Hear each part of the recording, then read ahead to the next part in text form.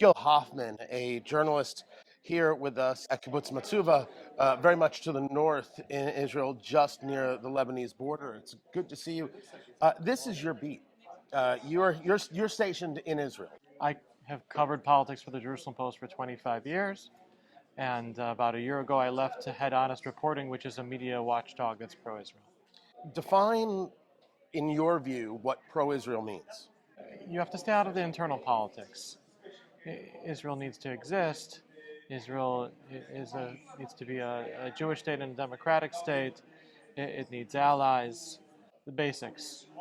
In the U.S., we talk very honestly about not even so much the press lying about Israel, but rather this conversation of omission, that the story, we talk refugee, for example, the refugees, Israeli refugees in their own country, is not told. Is that something that you witness, and what examples could you give of it if so? Absolutely. When we talk about Honest Reporting, we not only talk about them saying Tel Aviv is the capital of Israel and not Jerusalem, or exaggerating deaths on one side and downplaying deaths on the other side. There is plenty of omission going on there for the human suffering of this war.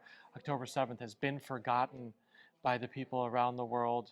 They're focusing on what's going on right now, and it's understandable, but we continue to live October 7th every day here. It's touched everyone here in so many ways. And so obviously it's more than 80,000 people evacuated from their homes who have no idea when they're coming back. And it's the suffering that there is in every single family. It's also the hope that a threat that we didn't realize was so urgent and the extent of it can be eradicated, so Israel can have a better situation for the future, and so can the Palestinian people. Talking to Gil Hoffman of Honest Reporting, one of the places that we don't see the Honest Reporting is when it is the Gaza Health Ministry, which is Hamas, puts out a number of here's how many are dead. Nobody ever questions the number. Everyone accepts the number. Are those numbers accurate? No, they are not accurate. There is a health ministry for the Palestinians. It's in Ramallah. They offered help to their brothers in Gaza. They turned it down. And the numbers that are coming out are not based on records from hospitals or cemeteries or anything else.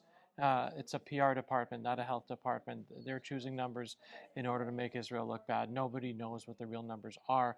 There was a building that went down in Surfside in Florida where it took a month for people to know how many people perished.